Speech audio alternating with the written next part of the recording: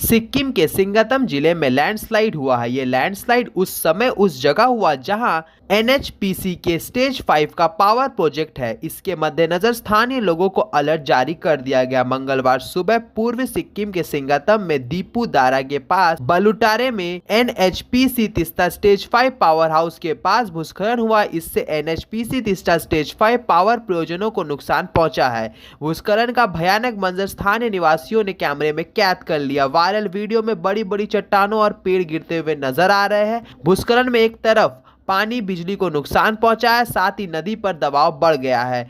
गौरतलब है कि इस महीने की 9 तारीख को सिक्किम के सोरेंग इलाके में 4.4 तीव्रता का भूकंप आया था। संबंधित अधिकारी इस बात की जांच कर रहे हैं कि ये भूस्खलन उसी का दुष्प्रभाव तो नहीं। हालांकि विशेषज्ञों ने सिक्किम की पहाड़ियों में लगातार हो रहे भूस्खलन को लेकर पहले ही चेतावनी दे दी थी। तो आइए सुनते हैं पूरी खबर।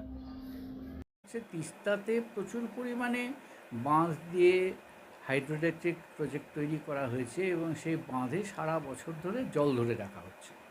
ফলত আগে যে উচ্চতা দিয়ে তিস্তার জল প্রবাহিত হতো তিস্তার খাতে, এখন তার থেকে অনেক বেশি উচ্চতায় জল ধরে রাখা হচ্ছে সারা বছর ধরে।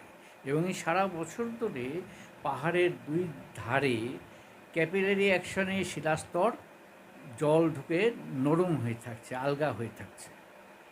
আর বর্ষাকালে যখন অতিরিক্ত বৃষ্টি হচ্ছে তখন এদিকে বন ধ্বংসের একটা ব্যাপার রয়েছে। এসব নির্মাণ কার্যের জন্য বন ধ্বংস হয়েছে। পাহাড়ের শিলাস্তরের ধরে রাখার যে বনের যে ক্ষমতা ছিল সেটা নেই। ফলত এখন এই রাস্তাটার তলাটা আলগা হয়ে গিয়ে সমস্ত রাস্তা শুদ্ধ নিচে বসে যাচ্ছে।